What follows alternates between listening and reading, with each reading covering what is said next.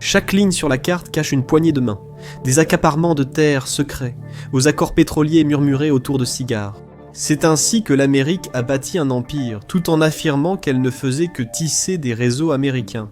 Autrefois cantonnée au Mississippi, elle observait nerveusement la frontière espagnole de l'autre côté de l'eau. La jeune République devait même demander l'autorisation pour descendre ses bateaux à la Nouvelle-Orléans. Voilà pour le pays de la liberté, bien à l'abri derrière l'Atlantique. Les États-Unis observaient le drame européen, pop-corn à la main, tandis que Napoléon et la Grande-Bretagne déchirèrent le continent. Napoléon, cependant, avait désespérément besoin d'argent. Les canons sont chers, les empires encore plus, alors il a regardé vers l'ouest. En 1800, il reprend la Louisiane à l'Espagne, prêt à hisser le drapeau français de la Nouvelle-Orléans aux Rocheuses. Mais le destin en a décidé autrement. Un demi-million d'esclaves à Saint-Domingue, aujourd'hui Haïti, ont réfléchi. Pourquoi les Européens auraient-ils le monopole des révolutions ? Menés par Toussaint Louverture, ils se sont battus pour la liberté et ont gagné.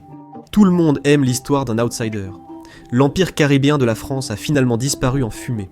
Littéralement plus de sucre, plus d'argent, plus de rêves d'une Amérique française. Mais il y a eu un accord qui a rendu tout cela possible.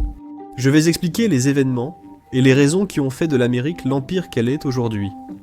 Donc Napoléon a limité ses pertes. Il a vendu le territoire de la Louisiane à Thomas Jefferson. 828 000 miles carrés pour 15 millions, soit environ 370 millions aujourd'hui. Un prix de vide-grenier pour la moitié d'un continent. Les États-Unis ont doublé de taille en une nuit, faisant du Mississippi la rue principale du pays. Plus besoin de dire « por favor » à l'Espagne. Ironiquement, Jefferson a dû recourir au système financier d'Alexander Hamilton pour y parvenir. Le système qu'il critiquait depuis des années, celui dont Lin-Manuel Miranda a fait un rap, les fédéralistes n'étaient pas contents de l'accord. Pas de la comédie musicale de Broadway, mais après l'accord, ils n'ont plus jamais remis en question la Maison-Blanche. Jefferson a réalisé la plus grande transaction immobilière de l'histoire américaine, et s'en est sorti parce que personne ne pouvait vraiment le contredire. C'était trop logique. Pourtant, toutes les acquisitions de terres ne paraissaient pas aussi judicieuses sur le papier. Voici William Seward. Tout le monde pensait que le secrétaire d'État avait perdu la tête quand il a acheté l'Alaska, de la neige, de la glace, vide, en gros, un immense entrepôt frigorifique. La Russie voulait s'en défaire après sa défaite lors de la guerre de Crimée, ayant plus besoin d'argent que de côtes. 72 millions soit, 130 millions actuels. Les critiques ont qualifié cela de folie de Seward. La Russie a vite regretté d'avoir vendu un glaçon valant des millions de dollars. À peine 30 ans après la vente de l'Alaska, des prospecteurs ont découvert de l'or, transformant ce désert glacé en grand or sauvage, et révélant que l'or n'était pas le seul trésor caché sous le pergélisol.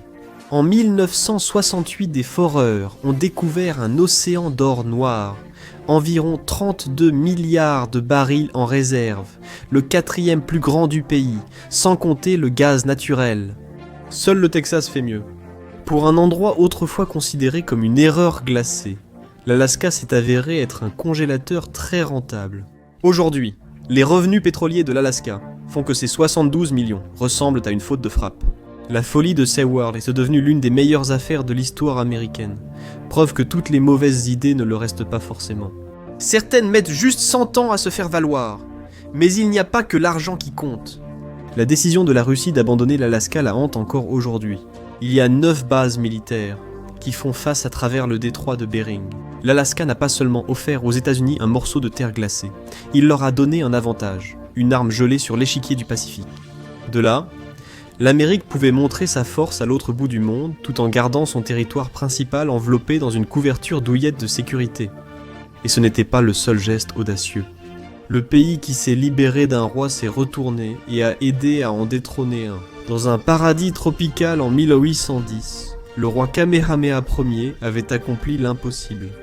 Il avait uni les îles en un seul royaume, mais cela avait un prix. Des soutiens occidentaux avaient financé ce rêve et maintenant il voulait être remboursé. À la fin des années 1800, la monarchie hawaïenne était encerclée, en infériorité numérique, mal armée et mal financée, entourée de requins sur terre et sur mer. En 1887, un groupe d'occidentaux armés nommé les Fusils d'Honolulu apparut. Ils sont arrivés souriants, armés, et ont fait au roi une offre irrésistible. Appelée la Constitution à la baïonnette, c'était un avertissement. Du jour au lendemain, le pouvoir royal a disparu. Elle a été remplacée par des barons du sucre et des hommes d'affaires qui dirigèrent les îles comme une entreprise, simplement avec un meilleur climat et du surf. 5 ans plus tard, la même équipe s'est réunie, mais sous un autre nom. Le club d'annexion semble inoffensif, comme une équipe de débat au lycée, sauf que leur sujet était l'Empire. 5 Américains, un Britannique, un Allemand, une petite équipe pour un très grand coup. Quand la reine Liliuokalani a tenté de reprendre son trône, ils ont réagi vite. Maintenant, ils étaient le comité de sécurité, ça semble rassurant. Puis on comprend de quelle sécurité ils parlaient. Ils ont fait venir 162 marins américains pour les protéger. Le 17 janvier 1893, tout était fini avant que quiconque réagisse. Rapide, sans effusion de sang et efficace, un coup d'État exécuté avec la précision d'une fusion d'entreprises. Il a fallu attendre 1898 pour que les États-Unis admettent enfin qu'ils avaient un problème d'empire et qu'ils l'appréciaient. Le président Grover Cleveland s'opposait à l'annexion d'Hawaï et a réprimandé le coup d'État comme un père déçu. Je ne suis pas en colère, mais ce n'est pas constitutionnel. Mais son successeur, lui, c'était l'oncle Cool, celui qui arrive en retard, ignore les règles et achète des feux d'artifice aux enfants. La même année, la guerre hispano-américaine a éclaté soudainement, faisant des États-Unis un prétendant, non plus seulement un pays. L'Empire espagnol s'agitait comme un YouTuber désespéré d'obtenir des likes, et l'Amérique est arrivée comme Monsieur Beast. Plus grand, plus de budget, plus bruyant, et des tendances sociopathes, à propos des YouTubers. Si vous aimez ces analyses de cartes, abonnez-vous. C'est la seule chose qui empêche ma boussole de tourner dans tous les sens. Bref, les États-Unis ont commencé à collectionner des territoires, comme s'il s'agissait de cartes Pokémon. Cuba, Porto Rico, les Philippines, Guam, attrapez-les tous, Empire Édition. Cependant, la guerre hispano-américaine a été plus importante que les simples territoires qu'elle a donnés à l'Amérique. Du chaos surgit Theodore Roosevelt, cavalier intrépide, moitié soldat, moitié showman, 100% moustache une guerre, un cheval, célébrité immédiate, qui a besoin de TikTok. Ses ennemis ont tenté de l'enterrer politiquement, gouverneur de New York, puis vice-président, le moyen idéal de le distraire du vrai pouvoir, jusqu'à ce que McKinley soit abattu. Soudain, l'homme qu'il ne maîtrisait pas était au bureau ovale. Roosevelt a toujours regardé vers l'extérieur. La France a tenté de creuser un canal au Panama et a échoué. Roosevelt, témoin de cet échec, a réfléchi. Défi relevé, un raccourci entre les océans, une charnière pour le commerce mondial, un monument à la volonté américaine. Une piqûre de moustique à la fois. À l'époque, les navires voyageant entre l'Atlantique et le Pacifique devaient contourner toute l'Amérique du Sud. Un voyage de 14 000 miles autour du Cap Horn. C'était plein de tempêtes, de mutineries, de misère, et c'était coûteux. C'était comme si Amazon essayait de livrer un colis en pleine tempête. Roosevelt voulait changer cela. Il voulait défier la nature et lui mettre un knock-out. Au début, cela semblait possible. Début 1903, Roosevelt a signé un accord avec la Colombie, qui contrôlait alors le Panama, mais le Congrès colombien est ensuite devenu trop exigeant. Les petits caractères manquèrent de zéro. Alors l'accord et le rêve de canal de Roosevelt ont été annulés, pour l'instant. Roosevelt n'acceptait pas un refus quand la Colombie a annulé l'accord sur le canal. Il ne s'est pas apitoyé sur son sort, il a fait craquer ses jointures. C'était le type qui faisait de la boxe à la Maison Blanche, luttait avec des journalistes pour s'amuser et pensait que la diplomatie consistait à parler doucement tout en ayant toute une marine de guerre. Alors il a pris les choses en main.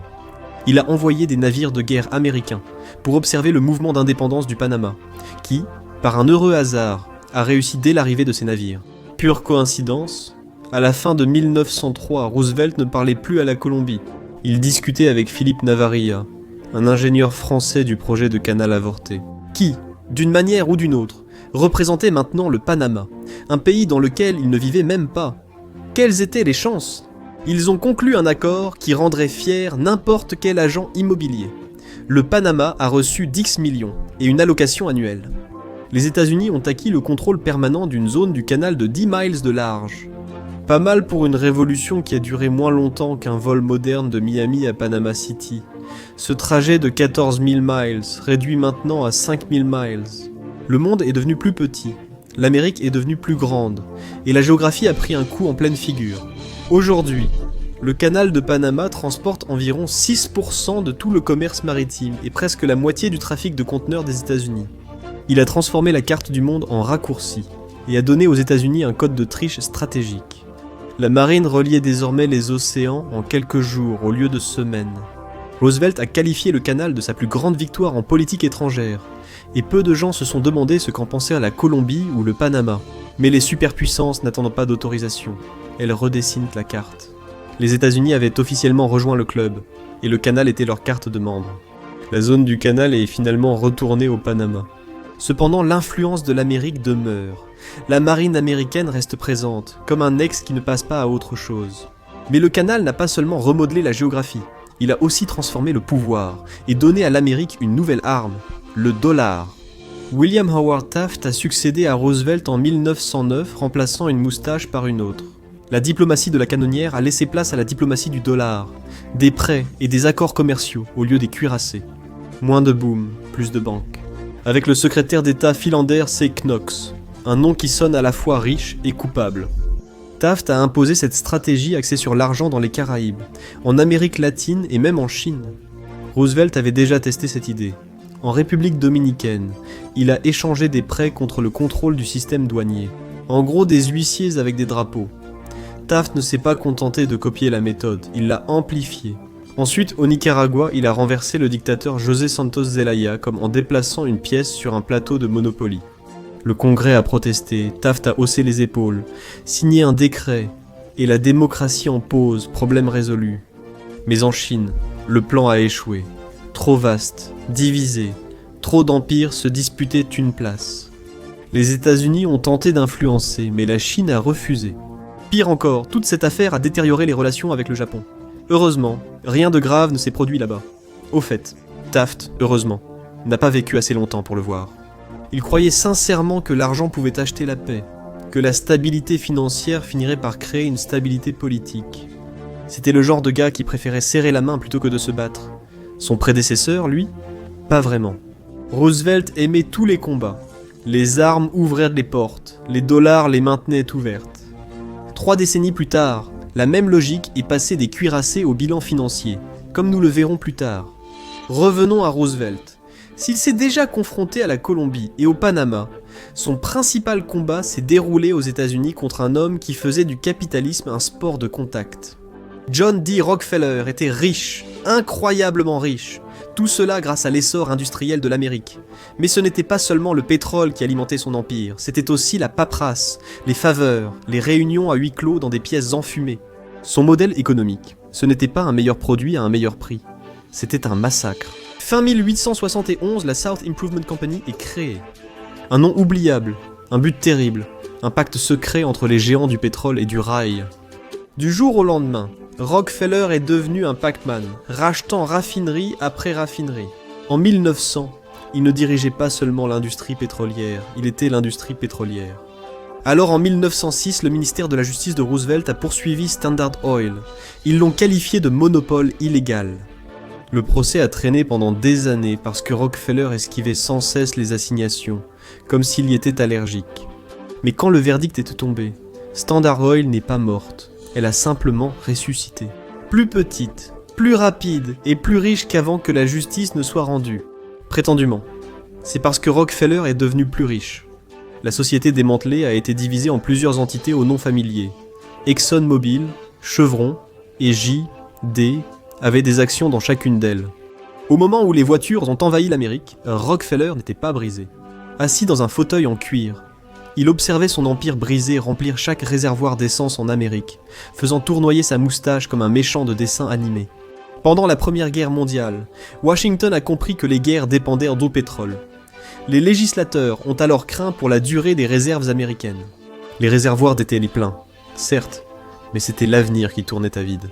Heureusement, les États-Unis avaient de l'influence, ils avaient aidé à gagner la guerre, et la Grande-Bretagne ainsi que la France leur devaient beaucoup. Alors l'Amérique a présenté l'addition. L'Europe voulait garder les champs pétrolifères du monde fermés comme un club privé. Les États-Unis ont imposé leur politique en la qualifiant de porte ouverte. Pour eux, la démocratie signifie forer où ils veulent. Tout a commencé en Irak, où les entreprises américaines se sont imposées aux côtés de partenaires britanniques et français. En 1928, Standard Oil of California découvre du pétrole à Bahreïn. 5 ans plus tard, l'Arabie Saoudite et Texaco les rejoignent. Très vite, les entreprises américaines et britanniques se sont partagées l'Amérique latine comme à un buffet d'affaires. Pendant la Seconde Guerre mondiale, les États-Unis ne faisaient pas que nager dans le pétrole. Ils y plongeaient comme Picsou. L'Allemagne a envahi la Russie pour en obtenir. Et le Japon a attaqué l'Amérique après que les États-Unis aient coupé 90% de son approvisionnement. La stratégie de monopole de Rockefeller était mondiale et influençait la politique étrangère des États-Unis. Mais cette fois, le prix n'était pas seulement le pétrole, c'était le monde lui-même. Vous connaissez sûrement le terme « république bananière », pas la boutique, mais l'expression réelle. Tout a débuté avec une vraie compagnie de bananes. Sérieusement, la United Fruit Company a bâti un empire avec ses fruits, pas seulement en les vendant. Chemin de fer, port, télégraphe, la moitié de l'Amérique centrale et sa chaîne d'approvisionnement. Ce n'était plus de l'agriculture, c'était diriger des pays. Les plantations avaient des drapeaux, on ne peut pas faire plus officiel, et leurs ramifications s'étendèrent jusqu'à Washington. John Foster Dulles, plus tard secrétaire d'État, était autrefois l'avocat de la compagnie. Son frère Alan Dulles, futur directeur de la CIA, siégeait à son conseil. 2 frères, 2 branches du gouvernement. Ces nominations sont tombées à point. En 1951, le Guatemala a élu Jacobo Arbenz, président poli, progressiste et populaire. L'année d'après, il a promulgué une loi redistribuant 224 acres de terres en friche par famille. Les pauvres ont adoré United Fruit, non. La compagnie avait tant de terres inutilisées qu'elle aurait pu avoir son propre code postal. Soudain, Arbenz n'était plus juste un réformateur, mais un communiste, façon Moscou dans la jungle. Washington a paniqué, ou feint de paniquer, quand la réforme agraire guatémaltèque a menacé United Fruit. La compagnie n'a pas paniqué, elle a passé un coup de fil directement à Washington. En 1954, des forces soutenues par les États-Unis ont renversé le président Arbenz. United Fruit a gardé les terres. Le Guatemala a eu droit à une guerre civile qui a duré des décennies. Le coup d'État, justifié par l'anticommunisme, visait en réalité Arbenz, coupable de vouloir moderniser le pays sans l'accord des États-Unis. United Fruit fonctionnait comme quelque chose tout droit sorti d'un cauchemar cyberpunk. Des troupes d'entreprises dans la jungle, des cadres à Washington, et une propagande qui tournait plus vite qu'un ventilateur de plafond en juillet. Développement du progrès. C'était un empire au marketing supérieur. Une entreprise privée dictant la politique étrangère depuis un bureau d'angle. Pas d'uniforme, pas de drapeau, juste du papier à en-tête. Et la marque existe toujours. Elle a juste changé de costume plusieurs fois. United Fruit était devenue United Brands dans les années 70, puis Chiquita dans les années 80. Cette étiquette bleue et jaune sympathique sur votre banane, c'est de l'histoire. Elle vous sourit, de rien, pour le coup d'État. Mais les États-Unis n'ont pas toujours besoin de coups d'État. Ils envoient parfois juste une facture. Bien qu'ils aient une dette de près de 38 000 milliards et qu'ils augmentent leur plafond d'emprunt, comme j'augmente le plafond de ma carte de crédit, l'Amérique n'a jamais fait faillite. Elle a écrit les règles de l'économie mondiale, puis a signé son propre nom en haut. C'est aussi simple que ça. Bretton Woods, station de montagne dans le New Hampshire, a fait du dollar l'étalon mondial. C'est là qu'en 1944, l'avenir de la monnaie a été décidé autour de café et d'épuisement. Le but, éviter une nouvelle grande dépression. Personne n'était d'accord sur la façon de procéder, et 2 hommes se sont opposés. John Maynard Keynes, la star britannique de l'économie. Cela existe-t-il vraiment ? Keynes croyait encore à l'influence de l'Empire. Il est parti. De l'autre côté, les Américains qui avaient déjà soumis le monde grâce aux chaînes de production et aux bons de guerre. Keynes a proposé quelque chose d'audacieux. Une banque centrale mondiale appelée l'Union de compensation avec sa propre monnaie neutre, le Bancor Catchy. Chaque nation pourrait emprunter jusqu'à une limite. Les excédents seraient recyclés. L'équilibre était le rêve, la stabilité le but. Considérez cela comme du socialisme pour le commerce, poli, mathématique et britannique. Le plan de l'Amérique était plus simple, plus modéré, du moins sur le papier. Un système soutenu par l'or et les monnaies nationales. Une façon polie de dire « Faites-nous confiance, et nous veillerons à ce que vous n'ayez jamais à lire les petites lignes. » Mais Bretton Woods n'était pas une négociation, c'était du théâtre. Les États-Unis ne sont pas venus pour débattre avec l'Empire britannique, ils sont venus pour le reprendre. L'Amérique produisait 2 fois plus d'avions et 7 fois plus de navires que la Grande-Bretagne, et les Britanniques finançaient de tout cela. À crédit américain, leur dette était 2 fois supérieure à la taille de toute leur économie, et elle était due aux mêmes personnes. Souriant, la Grande-Bretagne atteignait sa limite de crédit dans le magasin de l'Amérique. De plus, Les troupes américaines étaient maintenant stationnées dans les colonies britanniques pour assurer la sécurité. Évidemment, l'Empire arborait toujours l'Union Jack, mais Washington avait les clés, donc l'Amérique a obtenu l'or, littéralement. Keynes a remporté quelques manches polies à Bretton Woods, mais le fonctionnaire du Trésor américain Harry Dexter White est reparti avec le trophée. En 1945, sa version est devenue réalité. Les monnaies des membres du Fonds monétaire international devaient fluctuer dans une marge de 1% par rapport au dollar américain, lui-même indexé sur l'or à 35 $ l'once. Ni la livre, ni le banquier idéaliste de John Maynard Keynes, mais le dollar, la nouvelle référence pour la planète, qui donnait à Washington quelque chose de mieux qu'un levier impérial. Avec le dollar comme référence mondiale, l'Amérique pouvait reconstruire l'Europe, financer ses alliés et acheter de l'influence en gros. C'était la diplomatie du dollar. 20 même arrogance, moins de canonnières. Mais ensuite, en 1971, Nixon a brisé la règle d'or en deux. Il a mis fin à la convertibilité du dollar. Tout le système aurait dû s'effondrer, non ? Nixon avait un plan de secours. Un plan basé sur le pétrole et la pure confiance américaine. Les États-Unis avaient déjà exercé ce type de contrôle auparavant. En 1953, la CIA et le Military Intelligence, 6 Britanniques, ont aidé à renverser le premier ministre iranien, Mohammad Mossadegh. Après qu'il a nationalisé le pétrole occidental, le Shah est revenu, et l'accès des États-Unis au pétrole est resté sécurisé. Avançons jusqu'en 1971 et cette logique est devenue mondiale. L'or était dépassé, le pétrole était roi. Le dollar serait désormais adossé à des barils plutôt qu'à des lingots. Le pétrodollar, un nom bien meilleur que celui du banquier. Le système était si puissant qu'il a transformé l'énergie elle-même en monnaie américaine. Et le monde n'a jamais cessé de payer la facture.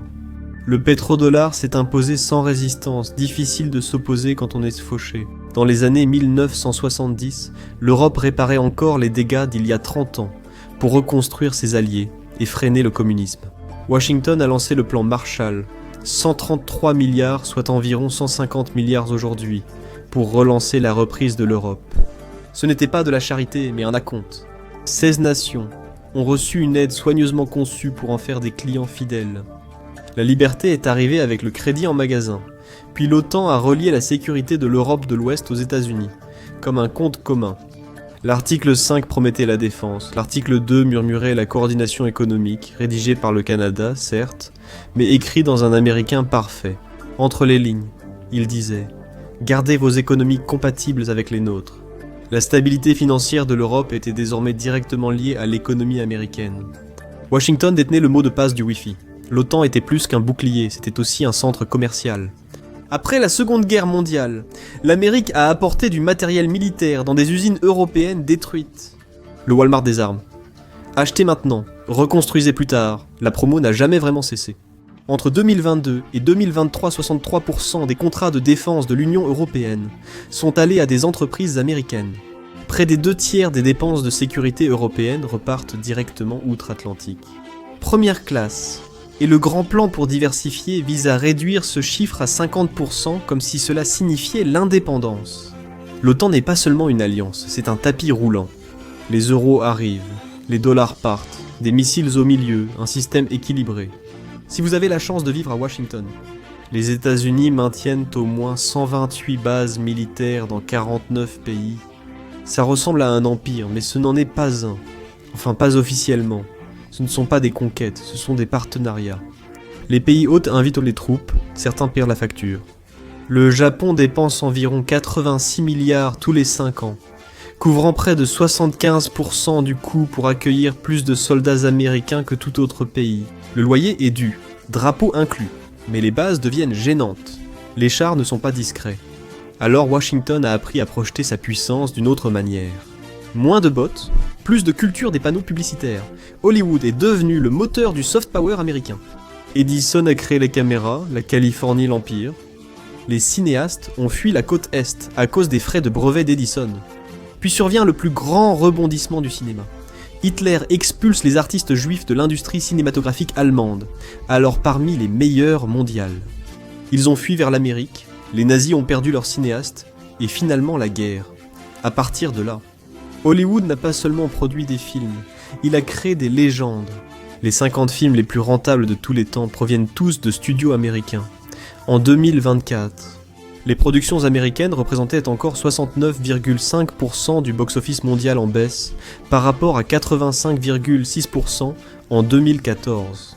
Cela suffit pour que Liberté paraisse une franchise. Même la technologie qui bouleverse tout ça, le streaming, est américaine. Le média a changé le message, non? N'est-ce pas? La bannière étoilée flotte toujours, maintenant en train de charger en 4K. Netflix compte désormais plus de 301 millions d'abonnés dans le monde entier. Bien sûr, il y a beaucoup de contenu japonais et sud-coréen, mais ne vous faites pas d'illusions, cela reste une exportation américaine, simplement avec des sous-titres. Aucune salle de cinéma ni salon, seulement un téléphone. Impérialisme culturel avec lecture automatique, et ces téléphones sont pour la plupart américains sous la coque. Environ 1,4 milliard de personnes utilisent des iPhones, soit une personne sur 5 vivant dans l'écosystème d'Apple. Les 3,6 milliards restants utilisent Android, logiciel de Google basé en Californie. Même les téléphones Samsung utilisent du code américain. L'Empire fonctionne grâce aux mises à jour, et surchauffe parfois Google lui-même, un oracle mondial qui contrôle 90% du trafic de recherche dans le monde. Google est devenu un verbe, car dire « cherche-le » était trop long. De Tokyo à Paris, en passant par Sao Paulo, la planète fait désormais ses recherches en anglais. Chaque recherche, chaque curiosité, chaque panique nocturne, tout passe par les mêmes serveurs de la Silicon Valley. La Chine collecte davantage de données, mais agit comme un videur, bruyante, agressive et vérifiant les identités. Les États-Unis le font comme un majordome, poli, silencieux et tenant déjà votre téléphone sur un plateau d'argent. C'est un empire par commodité, sans armes, sans discours, juste une fenêtre qui s'affiche et dit « Acceptez tous les cookies ». Et d'une manière ou d'une autre, on accepte toujours. Aux États-Unis, les entreprises privées collectent les données, offrant ainsi à Washington une négation plausible. Nous ne vous surveillons pas. Nos partenaires inclusent des entreprises comme Google, qui développent des systèmes cloud pour le Pentagone, et forment l'intelligence artificielle à des usages militaires. La Silicon Valley sous-traite pour l'Empire. La frontière entre le gouvernement et les entreprises n'est pas floue, elle a été externalisée. Tout a commencé pendant la guerre froide. La science et la paranoïa sont allées à un double rendez-vous. Les années 1950 et 1960 sont devenues une compétition technologique. Capitalisme contre communisme, mais avec des fusées, pas des arbitres. Les soviétiques ont frappé les premiers en 1957 avec Sputnik, une boule métallique qui a grandement paniqué l'Amérique. Elle a inventé la NASA à partir de rien, et la NASA a appelé International Business Machines avec une demande. Un ordinateur qui tient dans un vaisseau spatial. International Business Machines a dit que c'était impossible. La NASA leur a donné 26 millions et soudain, l'impossible est devenu possible. Ils ont obtenu une machine de 27 kg pour les fusées Gemini, et ça a marché. Gemini a conduit à Apollo, puis à la Lune. Un petit pas pour un homme, un contrat géant pour International Business Machines. Mais le véritable exploit est survenu lorsque les mini-ordinateurs conçus pour l'espace ont lancé la domination technologique américaine. Apple, Microsoft et Intel proviennent tous de cette course financée par l'État pour dépasser les soviétiques technologiquement. L'Union des républiques socialistes soviétiques a eu des affiches de propagande, l'Amérique a eu des lancements de produits. La guerre froide s'est conclue non seulement par des défilés, mais aussi par l'arrivée des systèmes d'exploitation. La faucille et le marteau ont disparu, laissant place au logo Apple. L'Amérique n'a jamais eu besoin de se proclamer empire, les factures racontaient l'histoire. De la Louisiane à la Silicon Valley, la conquête s'est faite par des contrats, et tout le monde a signé. Merci de m'avoir rejoint aujourd'hui. J'espère que vous avez apprécié la vidéo, et si vous voulez voir plus de vidéos comme celle-ci, alors pensez à vous abonner et à activer les notifications. Ça fait vraiment une différence. Merci encore et je vous retrouve la prochaine fois sur MatPack.